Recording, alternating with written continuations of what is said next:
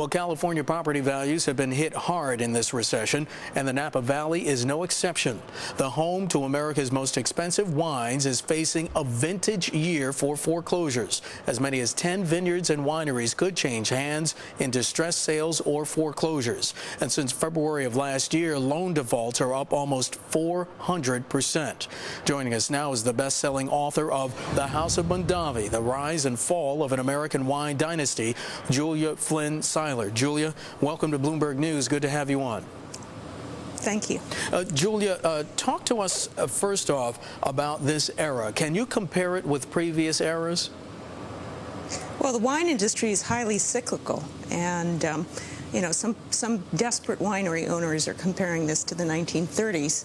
I wouldn't go that far, but certainly wine sales drive grape prices, drive vineyard prices, and what we're seeing is a plunge in high-end wine sales, drop in grape prices, and a very precipitous drop in vineyard prices right now. Well, so it's not a good picture in Napa. Well, Julia, consumer trading is down, but why is the wine industry hurting if consumption is rising?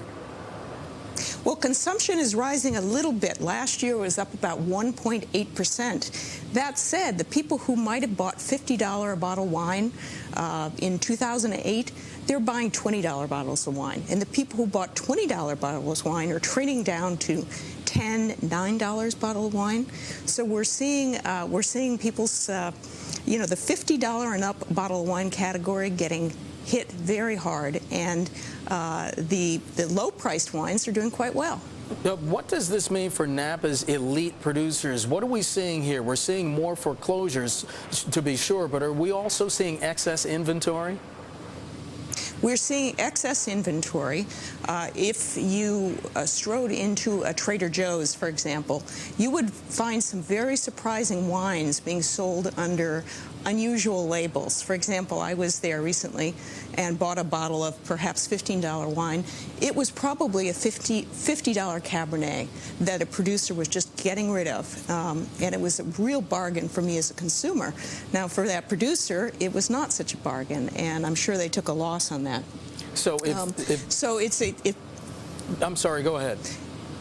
I'm just saying that it's a great time to either be out there looking for a winery or looking for land to pick up fairly inexpensively in Napa right now.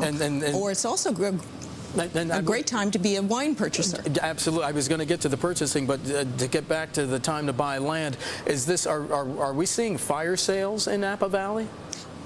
We are seeing fire sales, particularly amongst the people who are hobbyists. You know, perhaps they're producing 150, 300 cases a year, very, very small producers. Well, they probably took on a lot of debt, and now they're having a lot of trouble servicing that debt.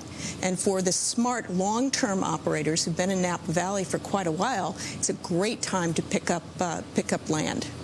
Julia, let's talk about the book, The House of Mondavi. This is about, I guess, you could see a chronology of the birth of Napa Valley, but the downfall of the House of Mondavi, was that specific to the overextension of the company?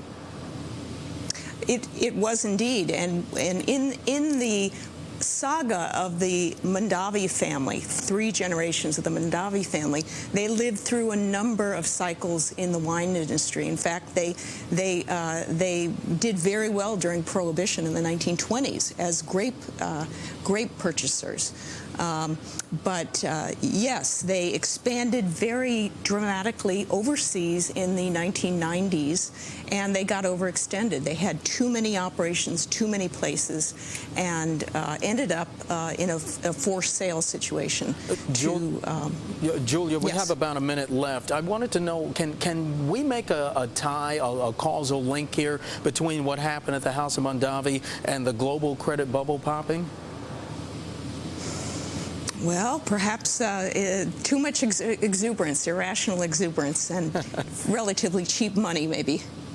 All right, Julia Flynn Siler, author of The House of Mondavi, The Rise and Fall of an American Wine Dynasty, joining us from our bureau in San Francisco. It's a fascinating book. Thank you so much for coming on and sharing your insights. We appreciate it.